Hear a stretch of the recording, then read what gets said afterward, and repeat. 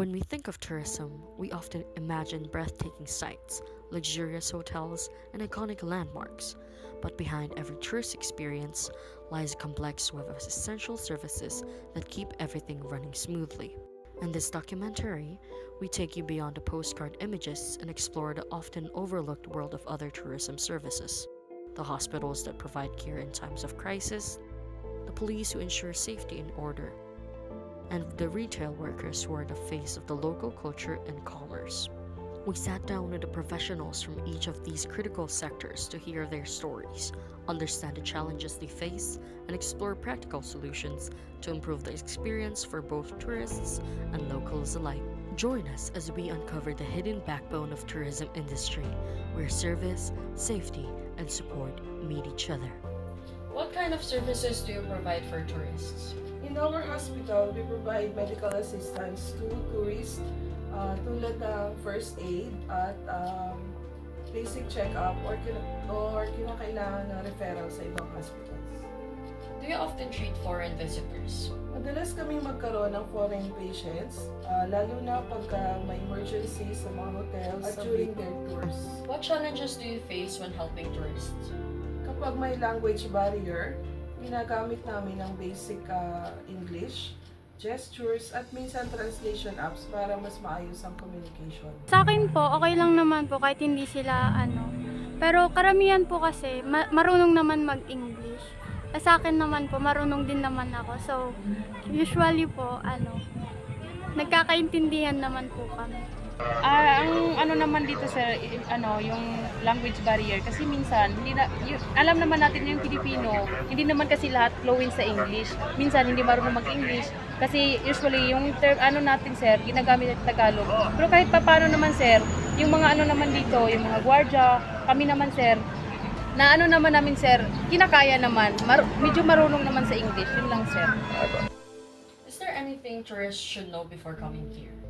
Dapat alam ng mga turista na mahalaga ang travel insurance, magdala sila ng mga emergency medications or personal medications nila, at mag-ingat sa mga iniinom o pag kinakain para iwas sa sakit. Ang lang naman dyan sir, yung tips ko sa mga turismo namin sir, mag-ingat, be cautious, maging alerto kasi naman sir, kahit hindi naman lang sa Pilipinas sir, kahit naman sa ibang bansa, meron talagang mga, alam mo yung naghihintay lang ng opportunity kung kailan babanat sir. Kaya yung usually na sinasabi namin sa kanila sir, maging alerto lang, especially sa mga gamit. Po yung mga halos ginagawa niyong pagbabago sa Calesa para po more attract po sa mga tourists. Ang ginagawa namin dito is pinipinturahan namin ng mas maayos pa. Inaalok namin yung mga turista na sumusunod sa amin. And then, paano niyo po napapagkasya sa araw-araw yung mga kinikita niyo po? Ayun, depende naman kasi sa mga budget, kung paano mag-budget ng isang Putcheros. Iniipon muna namin yan for, ako kasi iniipon ko muna for 1 week. Kukwentahin ko lahat ng kung magkano yung magagastos ko, saka ako nagtatamay. And then yung last po is, ano po yung halos nasasakay niyo sa Puchero? Foreigners po ba o Filipinos? Mostly balikbayan, so Filipino, no? Mix din kasi siya eh, pero more on Filipino. Have you changed anything in our store to serve tourists better? Paano po change po? Parang like, nagbago po kayo ng mga products? Hindi po. Eto na po talaga yun. Okay na po ba? What do tourists usually buy or ask about? Sa mga tourist po, karamihan po sa binibili nila, yung keychain po namin kasi sobrang mura po. 10 pesos lang po siya. Tsaka may nakalagay po na I love Philippines or Manila.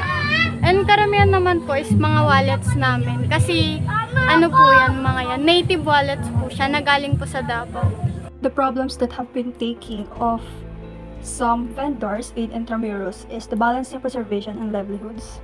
The desire to preserve the aesthetic integrity of the area sometimes lead to restrictions of vendor locations, sizes of stalls, and types of merchandise sold. This can limit vendors' income opportunity. Second is the competition and location. The high concentration of tourists in Intramuros creates both opportunities and challenges. The language barrier, as mentioned, is a common problem that most locals will struggle with. But she also mentioned that just by knowing the English language, this can be easily solved. Another issue mentioned by them is the amount of illegal rides and tour guides that are offered in that location. A possible solution for this is to add a punishment to those who do it, as they are not legally allowed to offer these type of services, especially to tourists from other countries.